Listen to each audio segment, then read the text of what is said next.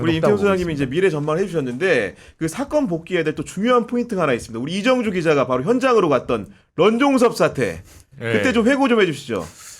그러니까 저는 그러니까 지금도 좀 안 풀리는 의문 중에 하나가 사실 좀 그렇게 생각해요. 저는 사실 이 사실을 탐사보도처럼 좀 늦게 뛰어들었거든요.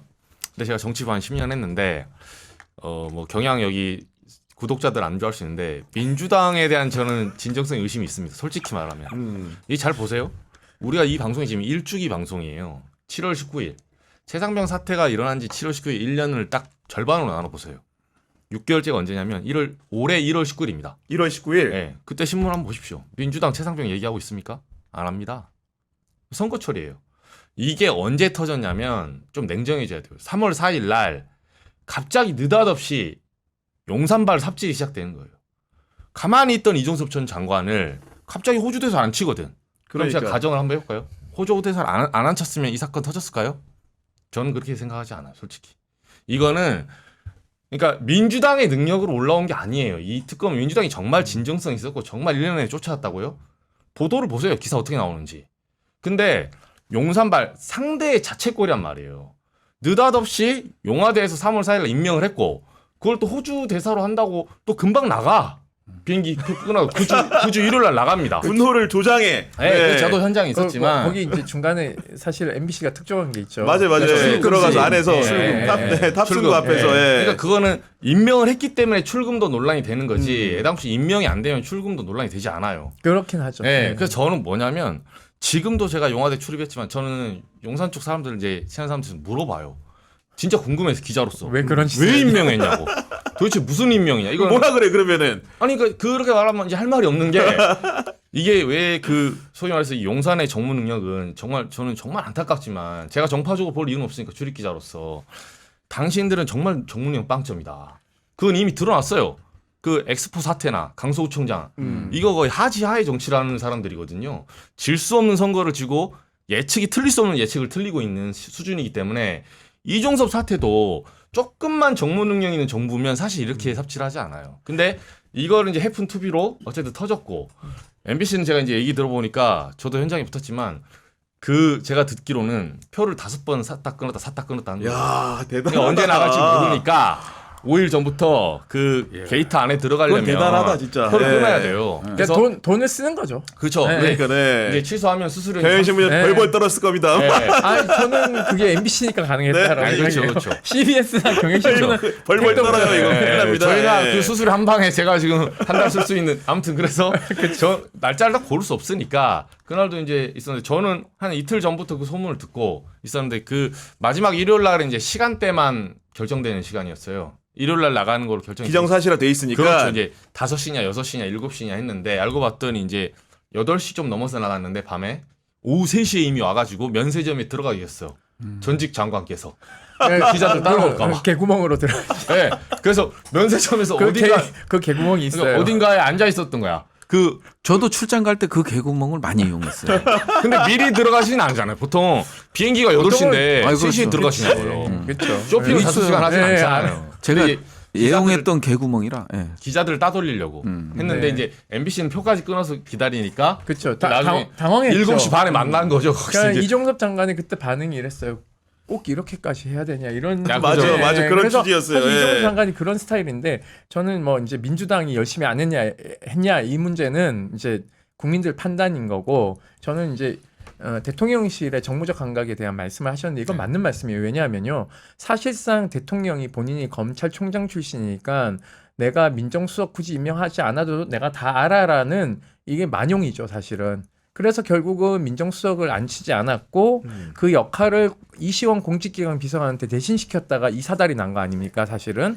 그러니까는 본인들이 인사검증을 민정수석실을 두지 않고 법무부에 맡기면서 벌어진 상황인데 결국은 법무부하고 대통령실하고도 조율이 안 되는 거예요. 왜냐하면 출국금지는 법무부가 출국관리본부장을 법무장관 밑에 두고 있기 때문에 직보 상황이에요. 사실은. 모르기가 어렵다고 장관이 봐야겠죠. 몰랐다 예. 해도 문제인 거고요. 알았다 해도 문제인 거예요. 그러니까는 윤석열 대통령 측근들은요. 정무 능력뿐만 아니라 정세 분석도 못하고 사실관계에 대한 판단도 못하는 거예요. 예를 들면 지금이라도 저는 경북경찰청이 임성근을 입건시키고 그러니까는 이제 그러니까 기소 의견으로 송치하겠다라고 하고 임성근 사단장을 군복을 벗기고 구속시키면 돼요. 그리고 대통령이 대국민 사과 한번 시원하게 하면 되는 것이거든요. 그리고 박대령한테도 미안하다 그러고 공소 취소하라 그러면 되는 거예요. 그러면 끝나는데 패착이 뭐냐면요. 박정훈 수사단장을 기소했기 때문에 저는 이 사달이 벌어졌다고 생각하고 있습니다. 이게 지금 빼박 후퇴하지 못하는 상황이거든요. 그리고 또 하나는 런종섭 얘기를 하셨는데 제2의 런종섭 사태가 벌어질 수도 있어요. 아, 어떤 겁니까? 지금 1차장 김태호 정보 1차장에 대해서 주미대사 얘기가 나오고 있거든요. 그러니까 이게 주미대사를 만약에 간다면 봤을 때는 조태용 지금 국정원장도 주미대사 갔다가 국정원장 왔지 않습니까? 승진 코스로 보이겠지만 저는 특검이 만약에 통과됐을 경우에 결국은 김태호 1차장도 수사를 받아야 되는 상황에 놓여지기 때문에 빼돌리는 거라고 저는 생각하고 있습니다. 그렇기 때문에 이 대통령실이요. 특검에 대비해서 여러 가지 지금 안전장치들을 두고 있는 것도 없던 민정수석을 만들어서 방패를 하나 세웠죠. 그 다음에 검찰 인사를 통해서 중앙지검장을 측근을 바꿨습니다. 왜냐하면 공수처 수사가 넘어올 것에 대비해서요. 대구지검장도 바꿔치웠잖아요. 왜냐하면 경북경찰청 이첩을 결국은 송치를 대구지검에 하기 때문에 저는 여야 영수회담을 준비하면서 대통령실은 최상병 특검에 대비한 만반의 준비 태세를 다 하고 있다라고 생각하기 때문에 이걸 만만하게 보면 안 되고요. 결국 그러면 의회 권력만이 남았기 때문에 의회에서 잦은 청문회와 국조를 강하게 가야 된다. 아까 말씀하신 것처럼 경북경찰청장부터 시작해서 이 수사 외압에 관여한 사람들이 너무 많기 때문에 다 불러들여서 한 40일 동안 국조를 해도 저는 시간이 모자랄 거라고 생각하고 있거든요. 이게 우리가 이제 언론에서 얼핏 나온 얘기지만 수석보좌관 회의가 그래서 중요한 거예요. 거기서 이제 무슨 논의가 됐냐. 7월 31일. 네. 그래서 이제 제가 녹취합니까? 뭐 이렇게 얘기하고 막 이랬더니 안 한다고 막. 예? 거짓말했잖아요. 네. 그래서 아니 실제적으로 안 할 수도 있을 것 같다라는 생각이 들었어요. 왜냐하면 윤석열 대통령은 대통령 기록물에 관한 법률 뭐 이런 것들을 전혀 모르고 야 무슨 녹음을 내 하지 마 그냥 회의록만 써 이럴 수도 있거든요. 그래서 이제 그런 건데 수석 보좌관 회의에서 모든 외압의 실체가 드러나는 거 아니에요. 끝나고 나서 7070으로 전화를 한 거 아니에요. 최초의 전화는 그렇게 전화가 이루어진 거기 때문에 수석보좌관 회의에 김태효가 참석했다고 그랬거든요. 그다음에 임종득 참석했고 실제 전화 통화가 이루어졌고 네. 김용현 참석했고 실제 전화 통화가 이루어졌고 네, 이루어졌습니다. 이런 사람들에 대한 조사가 전혀 안 되고 있어요. 공수처에서는 할 수가 없어. 그 김용현은 왜 안 부르는 거예요? 저기 지난번에 운영이 때 이 원래 경호처장은 못 부르고 아니, 지금 문재인 정부 때도 좀 그랬어요. 불러주세요. 수석 보좌관 회의 때 녹취. 그 다음에 거기 참석했던 사람 그 끝나자마자 이제 전화가 이루어졌잖아요. 맞아요. 예. 거기서 분명 여기서 서로 의논을 했을 거야. 이건 이거 어떻게 풀고 넌 뭘 하고 넌 뭘 하고 넌 뭘 하고 이런 지시들이 다 이루어졌을 거란 말이에요. 근데 실질적으로 봤을 때 공수처에서도 여기는 안 하고 있어요.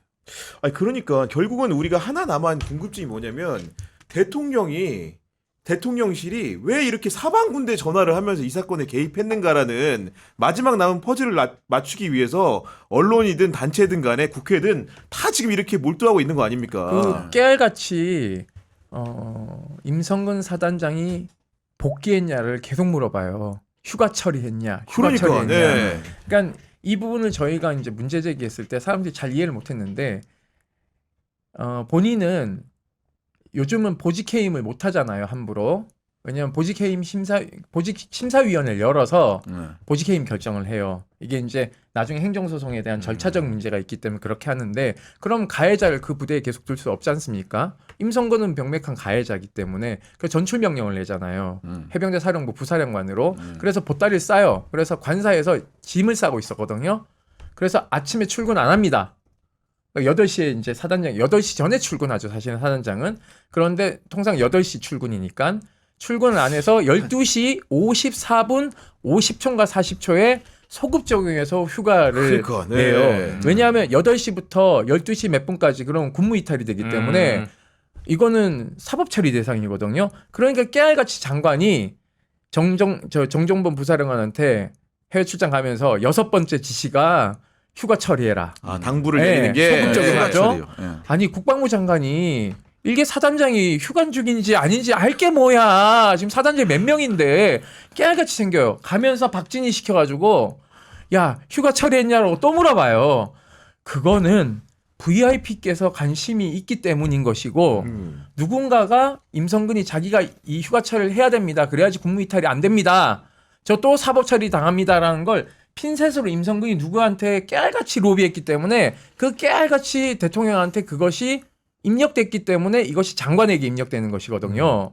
그렇기 때문에 이거는 합리적 의심이 가능하지 네. 없는 사실을 가지고 저희가 뭐 만들어내 가지고 임성근이 미워서 저 임성근 같은 임시도 아니야 예천 임시도 아니더라고 그러니까 그건 막기림 나는 수풀림인데 하여튼 여튼간에 사실은 없다라는 네. 것을 근데 말씀드리고 싶어요. 저도 동의하는 게 저는 이런 얘기를 들었었어요. 이게 이제 아까 부위원님 말씀하셨지만 개정 이제 군사보험법이 박주민 의원이 이제 직접 발의했다고 설명을 좀 들어봤는데 이게 뭐 쉽게 말하면 이거잖아요. 군대 내에서 짬짬이 하지 마라.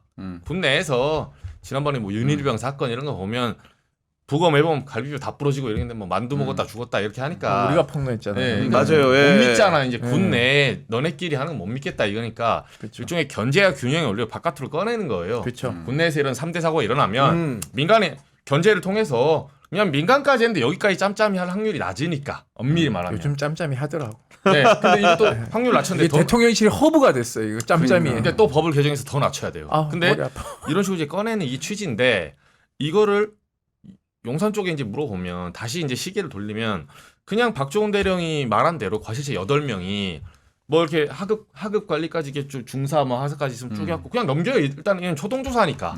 그들의 말로 이제 조사라고 하니까 뭐 알겠어요. 조사를 치자.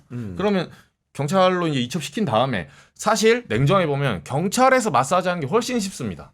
이게 경찰로 넘어간 다음에 오히려 행안부 장관 소속의 경찰도 그런 조직 아닙니까? 뭐 경찰이 우리가 뭐 정말 망고불변의 검찰이 그럼 특검만큼 그렇게 독립적인 기관은 아니잖아요. 그래서 사실 마사지하거나 이거를 잠깐 빼면 임성근 사단장 뻔히 알면서도 머리를 좀 굴렸으면 이렇게 잠깐 나가 있으라 그래 하고 경찰에 사건 뭉개고 하면 어떻게 뭐 아까 말씀대로 그러면서 대통령이 대국민 사과 한번 하면 조용히 지나갈 수 빨리 끝날 있었겠죠. 문제였어요. 예. 네, 근데 사안은 똑같은데 7월 19일 날 그 안에 들어갈 때 뭐 가슴장 신어라 그리고 구명조끼 하지 마라 이 팩트는 그대로예요. 사고는 그대로인데 이걸 처리하는 과정이 예를 들면 좀만 더 정무적으로 머리를 쓰면 스무스하게 지나갈 수도 있었다라는 게 용산 쪽의 전언이었거든요. 근데 저는 이걸 보면 정말 많이 느낀 게 말하자면 이 경로의 이제 핵심도 윤석열 대통령이 했을지 안 했을지 모르겠지만 이런 과정조차도 못 견디는 거예요, 일종의.